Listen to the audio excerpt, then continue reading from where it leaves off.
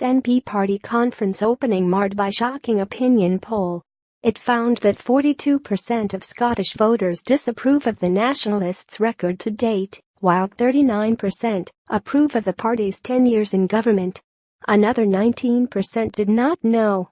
Nicola Sturgeon's performance as First Minister was viewed only slightly better by Scots, with a positive rating of just +1. 45% thought the SNP leader was doing well compared to 44% who said she was doing badly. The YouGov survey of 1,019 Scots reveals that men are far more critical of Ms Sturgeon and her party, with 50% saying she is doing badly and 48% disapproving of the party's record. There are also clear regional differences, with voters in central Scotland most critical of the First Minister and voters in West Scotland most disapproving of the SNP overall. The poll was commissioned by campaign group Scotland in Union ahead of the party conference in Glasgow this week. Chief Executive Pamela Nash warned Ms Sturgeon against reviving the divisive independence rhetoric or face losing further support across Scotland. She said, "It seems like just yesterday the SNP were winning landslide elections. Nicola Sturgeon had voters queuing for selfies and they were making bold predictions about winning a second referendum. These figures show the tide is now turning, and the SNP's obsession with the Constitution is costing them support. This government's legacy after a decade is nothing more than a lost referendum, while the First Minister has been diminished by her attempts to force a second poll. The issues that matter to Scots, such as our economy, our schools and our NHS, have been cast aside, and it's clear people are increasingly fed up. They want a government running the country, not a campaign." Nicola Sturgeon has been forced to concede defeat in her attempts this year to force through an unwanted referendum. Any return to the divisive rhetoric we have seen in the past will damage them even further in the public's eyes. A Scottish Conservative spokesman added, "The SNP has obsessed about one thing and one thing only since coming the government.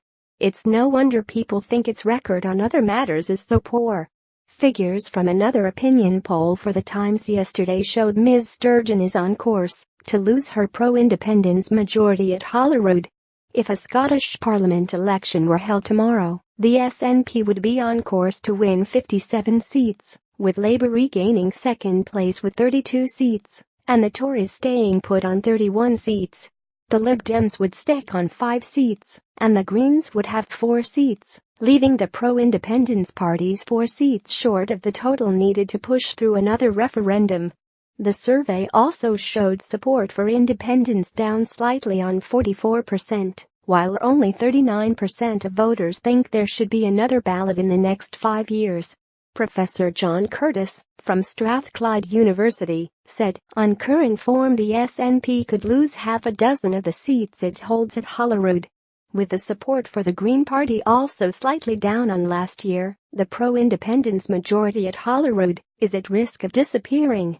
That possibility will only encourage the UK government to continue to try to delay any possibility of a second independence referendum until after the next Holyrood election in 2021. In any event, there is still little sign that Ms Sturgeon would be able to win a second independence referendum, even if she were able to hold one.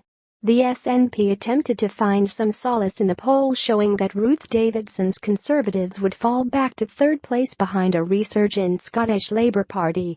Business convener Derek Mackay said, "With the Tories falling back into third place, it's pretty clear the Davidson bubble has well and truly burst."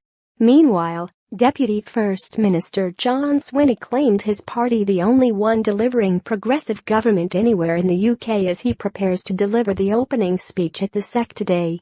He said, "We are the only party firmly focused on the priorities of the people of Scotland, protecting Scotland's interests and ensuring Scotland's voice is heard." Against the backdrop of Brexit, Labour and the Tories have descended into unprecedented chaos, and amidst the complete abdication of leadership on the key issues of the day, the responsibility on the SNP to deliver strong government has never been greater.